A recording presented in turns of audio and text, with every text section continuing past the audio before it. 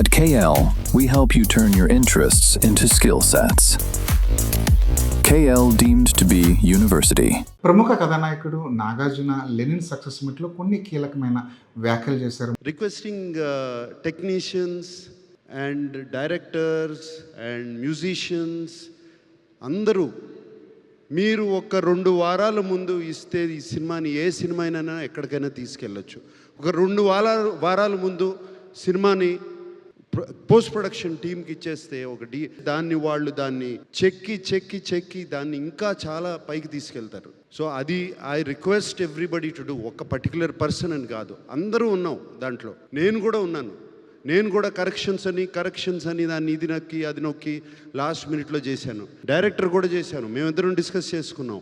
అలాగే ఎడిటర్ నేను చేసుకున్నాం.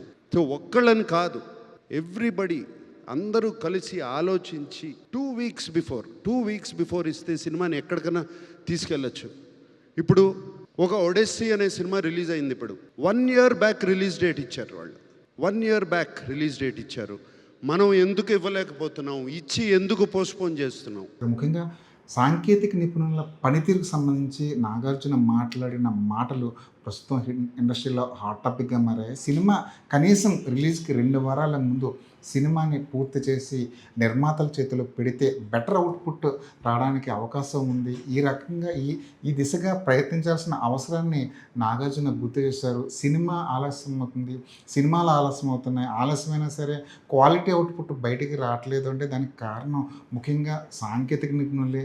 వాళ్ళ దగ్గరే సినిమా డిలే అవుతుందన్న వాదన చాలా కాలంగా మనకి బలంగా వినిపిస్తుంది. కానీ ఇప్పటివరకు ఏ కథానాయకుడు నేరుగా ఒక స్టేజ్ మీదకి వచ్చి సాంకేతిక నిపుణుల వల్లే సినిమా ఆలస్యం అవుతుంది, వాళ్ళ సినిమా సరైన టైంలో నిర్మాతల చేతులు పెడితే బెటర్ అవుట్పుట్ వస్తుందని చెప్పేసి ఏ హీరో కూడా వ్యాఖ్యానాలు చేయలేదు. అందులో ముఖ్యంగా నాగార్జున లాంటి ఒక పెద్ద స్టార్ బయటకు వచ్చి మాట్లాడితే ఖచ్చితంగా దీని మీద ఒక డిబేట్ అనేది జరుగుతుంది. ఇప్పుడు ప్రస్తుతం జరుగుతుంది అదే. నాగార్జున లాంటి ఒక ప్రముఖ కథానాయకుడు స్టేజ్ మీదకి వచ్చి మాట్లాడిన తర్వాత దీని మీద ఎక్కువ చర్చ జరుగుతుంది ఇండస్ట్రీలోకి.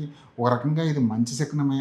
అసలు సినిమా ఎక్కడ డిలే అవుతుంది, ఎవరి వల్ల డిలే అవుతుంది, ఎవరు తమ పనిని మెరుగుపరుచుకోవాల్సిన అవసరం ఉందనే విషయాన్ని నాగార్జున గుర్తు చేశారు. 2 వారాలు నాగార్జున అడుగుతుంది, కేవలం 2 వారాలు. 2 వారాల ముందు సినిమా ఇచ్చినట్లయితే తుది మెరుగులు దిద్దడానికి కానీ దాన్ని ఇంకా పాలిష్ చేయడానికి కానీ అవకాశం ఉంటుంది. దానివల్ల అవుట్పుట్లో విపరీతమైన చేంజ్ అయితే వస్తుంది. ఒక యావరేజ్ సినిమాని 2 వారాల ముందు చేతిలో పెడితే కనీసం దాన్ని అబోవ్ యావరేజ్ హిట్గా మలిచే ఆస్కారం ఉంటుంది. లెనిన్ విషయంలో అదే జరిగింది. లెనిన్ విషయంలో కొంచెం టైం తీసుకొని దాన్ని ఇంకొంచెం మెరుగులు దిద్ది సినిమాని రిలీజ్ చేసే అవకాశం అయితే వాళ్ళకి వచ్చింది. దానివల్ల అవుట్పుట్లో కూడా విపరీతమైన మార్పు అయితే కనిపించింది. అఖిల్కి ఫస్ట్ టైం ఒక హిట్ పడింది. ఇదంతా కూడా సినిమాని చేతిలో పెట్టుకుని తమకు కావాల్సినట్టుగా దాన్ని మార్చుకుని దాన్ని ఎఫెక్ట్ అవుట్పుట్ మీద చూపించే అవకాశం అయితే నాగార్జునకు దక్కింది.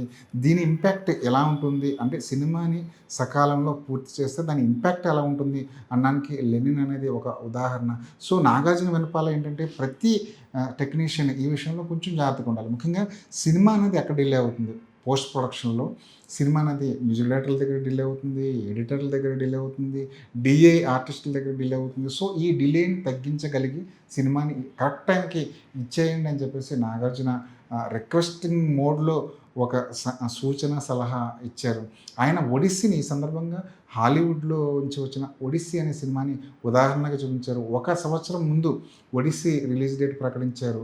అలాంటప్పుడు హాలీవుడ్ సినిమాకి అది సాధ్యమైనప్పుడు 1 సంవత్సరం ముందే రిలీజ్ డేట్ ప్రకటించి ఆ రిలీజ్ డేట్కి సినిమాని రిలీజ్ చేయగలిగినప్పుడు మనకెందుకు అది సాధ్యం కాదు అని చెప్పేసి ఆయన ఒక ప్రశ్నలను ఒక చర్చని లేవనెత్తారు. నిజానికి హాలీవుడ్ మేకింగ్ స్టైల్ చాలా డిఫరెంట్గా ఉంటుంది. వాళ్ళు ప్రీ ప్రొడక్షన్కి పోస్ట్ ప్రొడక్షన్కి ఎక్కువ సమయం కేటాయిస్తారు. వాళ్ళకి షూటింగ్ అన్నది చాలా చిన్న విషయం. పోస్ట్ ప్రొడక్షన్ ప్రీ ప్రొడక్షన్ మీద స్క్రిప్ట్ మీద వాళ్ళు ఎక్కువ దృష్టి పెడతారు. స్క్రిప్ట్ మీద ఎక్కువ దృష్టి పెట్టినప్పుడు స్క్రిప్ట్ పర్ఫెక్ట్గా కుదిరినప్పుడు మాత్రమే సినిమా అనుకున్న టైంకి పూర్తవుతుంది. ఈ విషయాన్ని దర్శకులు కానీ హీరోలు కానీ నిర్మాతలు కానీ పక్కన పెట్టడం అన్నది ముఖ్యంగా అది ఒక ప్రధానమైన జాడ్యం లోపంగా కనిపిస్తుంది. మన తెలుగులో సగం స్క్రిప్ట్ ఉంటే చాలు, ఫస్ట్ హాఫ్ వరకు ఉంది, సెకండ్ హాఫ్ ఏదోలాగా వండేయచ్చు అని చెప్పేసి సినిమాను మొదలుపెట్టిన సందర్భాలు కోకొల్లలుగా కనిపిస్తాయి.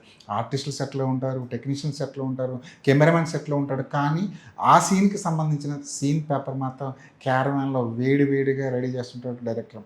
ఇలాంటి పరిస్థితుల్లో, ఇలాంటి వాతావరణానికి అలవాటు పడిపోయిన టాలీవుడ్ సడన్గా హాలీవుడ్ సినిమాని, ఒడిస్సీ సినిమాని ఉదాహరణగా తీసుకుని, ప్రేరణగా తీసుకుని ఇప్పుడు మారిపోవాలంటే కుదరదు. హాలీవుడ్లో చాలా సినిమాలు మేకింగ్లో చాలా చాలా తక్కువ టైం తీసుకుంటుంటాయి. ఉదాహరణకు ఒడిస్సీ సినిమాని కేవలం 90 రోజుల్లో సినిమా పూర్తి చేసి ఇవ్వగలిగారు. వందల వేల కోట్ల సినిమాని, టెక్నికల్గా ఒక హై స్టాండర్డ్లో ఉన్న సినిమాని కేవలం 90 రోజుల్లో పూర్తి చేస్తే, చిన్న సినిమాని అంటే ఒక మీడియం రేంజ్ సినిమాని ఒక 30 రోజులు 40 రోజులు ఎందుకు పూర్తి చేయకూడదు అనేది ప్రధానమైన ప్రశ్న. మన దగ్గర ఒక పెద్ద స్టార్ సినిమా తీస్తున్నాడంటే సంవత్సరం అవుతాయి, 2 సంవత్సరాలు అవుతాయి, 3 సంవత్సరాలు కూడా అవుతాయి. 3 సంవత్సరాల సినిమా కోసం కష్టపడమని చెప్పేసి గర్వంగా చెప్పుకునే పరిస్థితులు కనిపిస్తాయి. కానీ ఇది పరిశ్రమకి ప్రమాదకరమైన పోకడ. సినిమాని ఎప్పుడు 2 ఏళ్ళు, 3 ఏళ్ళు, 4 ఏళ్ళు నానబెడుతూ తీస్తే ఫలితాలు చాలా దారుణంగా ఉంటాయి. హిట్ అయితే పర్వాలేదు, హిట్ అయినా కూడా డబ్బులు రాని పరిస్థితి వస్తుంది. 40 రోజుల్లో ఒక షూటింగ్ పూర్తి చేయాలి అనుకున్నప్పుడు 40 రోజులనే పూర్తి చేయాలి. 45 రోజులు, 50 రోజులు, 60 రోజులు, 70 రోజులు అయితే నిర్మాతకు అదనపు భారం అయిపోతుంది. సో సినిమా రెడీ అయినప్పటికీ కూడా టెక్నీషియన్ల దగ్గర లేట్ అయిపోతుంది, మ్యూజిక్ డైరెక్టర్ దగ్గర లేదంటే ఎడిటర్ల దగ్గర సినిమా లేట్ అయిపోతుంది. సినిమా రేపు సెన్సార్ అనగా ఈరోజు కూడా దానికి ఏదో డిఐ చేస్తూ ఎడిటింగ్లో చిన్న మార్పులు చేస్తున్న సందర్భాలు చాలా చాలా చాలా చూసాం. ఓవర్సీస్ కాపీ 2 రోజుల ముందు పంపించడమే గగనమైపోతుంది. ఓవర్సీస్ కాపీ 2 రోజుల ముందే పంపిస్తే ఇక ఆ సినిమాని ఎప్పుడు చూస్తారో, ఎప్పుడు మెరుగులు దిద్దుకుంటారో, ఎప్పుడు దానికి అసలు ఎడిటింగ్లో అసలు ల్యాగ్ ఉందా లేదా, అసలు కరెక్ట్గానే వెళ్తున్నాం అన్నది ఆ నిర్మాతలు కానీ దర్శకులు కానీ ఎప్పుడు తెలుస్తుంది. సడన్గా అప్పటికప్పుడు వండేసి అసలు ఫైనల్ కాపీ కూడా పూర్తి స్థాయిలో చూడకుండా సినిమాని వదిలేసిన సందర్భాలు చాలా చాలా కనిపిస్తుంటాయి.